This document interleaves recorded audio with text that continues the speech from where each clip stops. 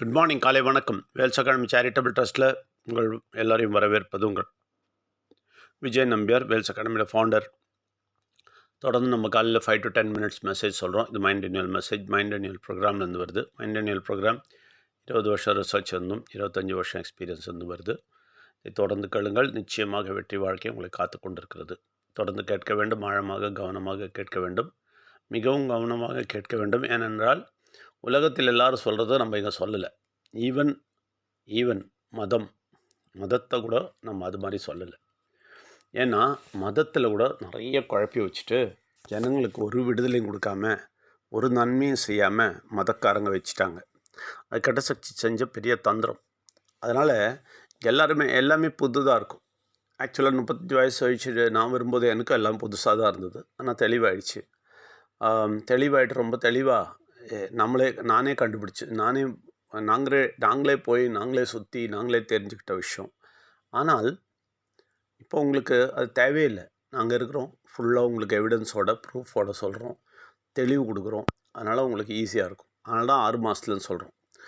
ஆனால் இந்த 6 மாதத்தில் ஓணும்னா நீங்கள் ஆனால் கவனமாக தெளிவாக புது விதமான இந்த விஷயத்தை தெளிவாக புரிந்து கொள்ள வேண்டும். ஏன் புரிஞ்சுக்கணும் அப்படின்னா உங்களுடைய விடுதலைக்காக புரிஞ்சுக்கணும். உங்களுடைய பிரச்சனைகள் வராமல் இருக்க புரிஞ்சுக்கணும். இப்போ இருக்கிற பிரச்சனைகள்லாம் போகிறதுக்கு புரிஞ்சுக்கணும். தெளிவான வாழ்க்கைக்கு போகிறதுக்காக புரிஞ்சுக்கணும். அதனால் புது விதமாக இது இருக்கிறத நீங்கள் இன்னும் தெளிவாக புரிஞ்சுக்கிட்டிங்கன்னா நீங்கள் இன்னும் தெளிவாக வாழ்க்கையில் முன்னாடி போவீங்க. எங்களை மாதிரியே நல்ல வாழ்க்கையும் வெற்றி வாழ்க்கையும் அடைவீர்கள். உங்கள் எல்லோரையும் வரவேற்கிறோம். சைவசம் வைஷ்ணவிசம் அப்படின்னு சொன்னாலே சைவம் வைணவம்னு சொன்னாலே உங்களுக்கு ஞாபகம் வர்றது நிறைய இதுதான் இல்லையா? விக்கிரகங்கள் தான். நிச்சயமாக அதுதான் ஞாபகம் வரும். சிவனுக்கு ஒரு உருவம், விஷ்ணுக்கு ஒரு உருவம் பார்ப்பீங்க. அப்புறம் ராமர், கிருஷ்ணர் அப்படின்னு பார்த்துருவீங்க வைஷ்ணவிசத்தில். அப்புறம் இந்த பக்கம் பார்த்திங்கன்னா முருகன், பிள்ளையார் எல்லோரும் ஃபோட்டோவும் பார்த்துருவீங்க. பார்வதி பார்ப்பீங்க, எல்லாம் பார்ப்பீங்க இல்லையா? அதுதான் நம்ம பழகிருக்கிறோம். சைவம் வைணவம் சொன்னால் உடனே அதுக்கு போயிடுவோம். அந்த மாதிரி பண்ணி வச்சுட்டாங்க. கெட்ட சக்தி அந்த மாதிரி பண்ணி வச்சாச்சு.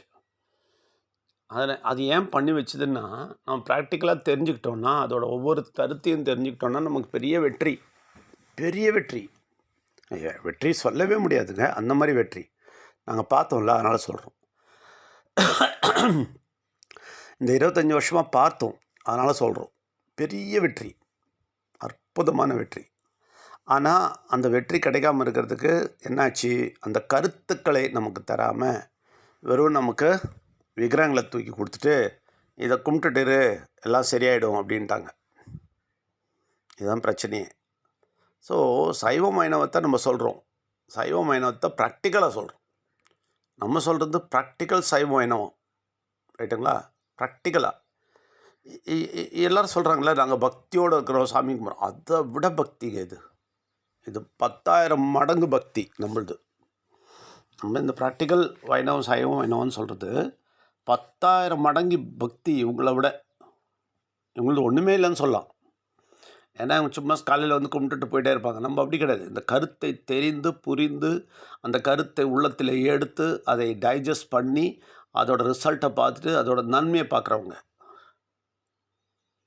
அதனால் நம்ம இன்னும் இவங்க செலவச்சு கும்பிடாதால நம்ம இன்னமும் கெட்டவங்க மாதிரி பார்க்குறாங்க. தப்பு. நம்ம அவங்கள விட பலமானவர்கள்.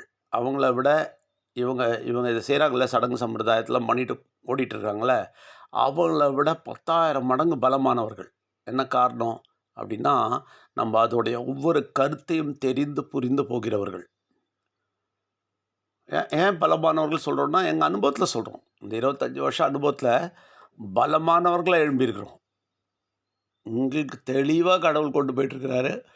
தெளிவாக இந்த ப்ராக்டிக்கல் சைவ வைணவம் தெளிவாக புரிஞ்சிட்ருக்கு. புரிய எங்களுக்கு பயங்கர வளர்ச்சி வந்துட்டுருக்கு. நாங்கள் பெரிய நன்மையை பார்த்துட்ருக்குறோம். நார்த்துலலாம் பெரிய மாற்றங்கள் வந்து கொண்டு இருக்கிறது. சொன்னால் நம்பவே மாட்டீங்க. எங்கள் கூட இருக்கிற secretary Rajeev Sahu, Vels academy charitable ட்ரஸ்ட்டில் அவருடைய அம்மா இறந்துட்டாங்க 3 நாள் முன்னாடி. ஆனால் கடவுளெல்லாம் புரிஞ்சிக்கல, ஏற்றுக்கல, சொன்னதை கேட்கல. அவங்க அப்பா கேட்டாங்க. அவங்க அப்பா கேட்டு ஏற்றுக்கிட்டாங்க, அம்மா கேட்கல. நீங்கள் நம்பவே மாட்டீங்க. அவருக்கு 3 நாள்லயே அவரு நம்மளோட எல்லா வேலைக்கும் வந்துட்டாரு. வேல்ஸ் அகாடமியோட வேலையெல்லாம் பண்ணிட்டுருக்கிறாரு வந்து. ஆஃபீஸ்க்கு வந்துட்டாரு அங்க.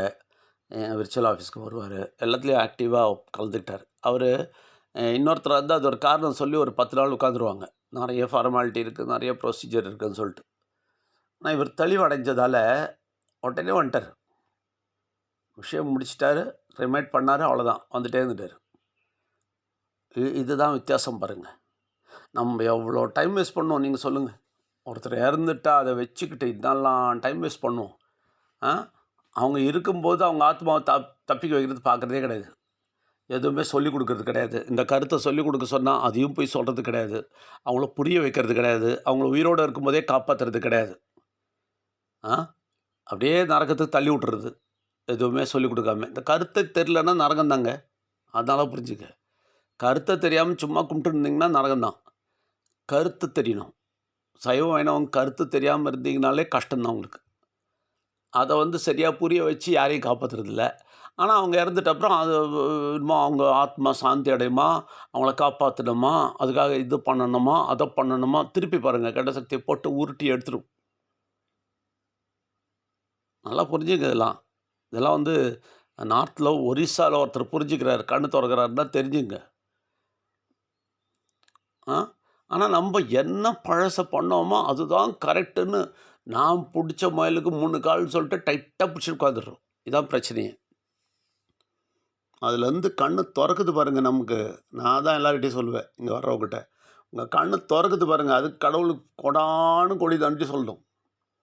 கோடானு கோடி நன்றி சொல்லணும். லட்சக்கணக்கான ஜென்மங்க மாட்டிட்டு இருக்கிறாங்க பாருங்க. அதுலேருந்து தப்பிச்சு வெளிய வந்துட்டீங்களே. கண்ணு தொறந்ததே, வெளிச்சம் வந்ததே, தெளிவு கிடைச்சதே. அதுக்கு கடவுளுக்கு 10,000 கோடி நன்றி கொடுங்கன்றேன். நாங்க அப்படி தான் சொல்லிட்டு இருக்கிறோம். 1000, 1000, 1000, 1000 நன்றி குடுத்துட்டுருக்கோம். மூழ்கி போன இடத்துல இருந்து அப்படியே உயர்ந்து வரோம். புதுசா மரம், செடியெல்லாம் வளருது இப்போ. நிச்சயமா வளரும் பாருங்க. இந்தியா ஃபுல்லா வளருது பாருங்க. 14 கோடி ஜனங்க எழும்பி வராங்க பாருங்க. நீங்க நெனைக்கிற மாரி கிடையாது. அதனால சைவம், வைணவத்த பிராக்டிகலா புரிஞ்சுக்க பாருங்க. பிராக்டிகலா அதை அனுபவிக்க பாருங்க. பிராக்டிகலா அதை உபயோகிக்க பாருங்க. பிராக்டிகலா அதோட நன்மைய எடுக்க பாருங்க. அது விட்டுட்டு உங்களுக்கு குடுத்த பழைய நிலைமையில இருக்கிற அந்த என்ன சடங்கோ, சம்பிரதாயம் அத மட்டும் தான் பண்ணுவோம்னு சொல்லிட்டு, சைவ வைணவத்த முழுசாவே சிலையில போட்டு, ஒண்ணுமே புரிஞ்சுக்காம, வெறும் சாமி கும்பிட்டு போயிட்டே இருக்கீங்க பாருங்க. நான் நிச்சயமா சொல்றேன், வித்தியாசம் இருக்கு. ஏன்னா, நீங்க யாரு இதெல்லாம் தெரிஞ்சுக்காம இருக்கிறீங்களோ, அவங்களுக்கும் தெரிஞ்சுக்கிட்டவங்களுக்கும் வித்தியாசம் இருக்கு. தெரிஞ்சுக்காதவங்களுக்கு இந்த கருத்தெல்லாம் தெரியாம கும்பிட்டுட்டே இருக்கிறவங்ககிட்ட போய் பிள்ளையார் யாருன்னு கேட்டா தெரியாது. ஆனா, தெரிஞ்சுக்கிட்டவங்ககிட்ட பேருங்க பிள்ளையார் யாருன்னு கேட்டா போதும். கதையா சொல்லுவாரு. தெளிவா சொல்லுவாரு. முருகர் யாருன்னு கேட்டா தெளிவா சொல்லுவாங்க. ஓகேங்களா? சைவம், வைணவம் என்ன தெளிவா சொல்லுவாங்க. ஏன்னா வித்தியாசம் தெரியா சொல்லுவாங்க. உயிரானவரை எப்படி இவங்க சொல்றாங்க, அவங்க சொல்றாங்க. எல்லாமே தெளிவா சொல்லுவாங்க. அப்படியே அக்கு வேற, அணி வேற தந்துருவாங்க. புட்டு புட்டு வச்சுருவாங்க உங்க முன்னாடி. அதனால தான் அவங்க மனசு தெளிவடையும். அவங்க நல்ல வாழ்க்கைக்கு போவாங்க. அவங்கள பார்த்து நம்ப கிண்டல் பண்ணக்கூடாது. நீங்க அவங்கள மாரி ஆவணும்னு பாருங்க. அதனால அவங்க சொல்றத கேட்டுட்டு, ஆன்லைன் செஷன் நான் வைக்கிறதா இருந்தா, சென்னையில இங்க இல்லாதவங்க, பாண்டிச்சேரியில இல்லாதவங்க, ஆன்லைன் செஷன் வைக்கிறதா இருந்தா வைங்க. இங்க இருக்கிறவங்க நிச்சயமா வந்துட்டுருக்கீங்க. அத கன்டின்யூ பண்ணுங்க. உங்க எல்லாரையும் வரவேற்கிறோம். நன்றி, வணக்கம்.